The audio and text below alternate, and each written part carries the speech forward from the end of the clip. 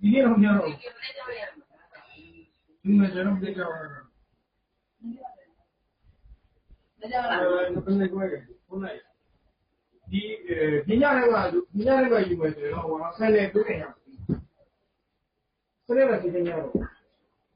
ဆယ်နေတော့ကိုယ်လည်းတော့လာတော့ဆက်ကြည့်နော်ဘယ်လိုပြကြအောင်အဲ့တော့ပြန်နော်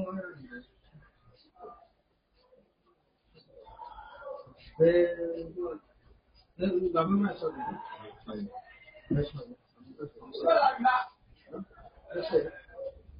အခုတော့ဘာရှိနေတော့တော့ရှိတယ်ဒီစိတ်ဆောက်လို့တော့ပြီးတယ်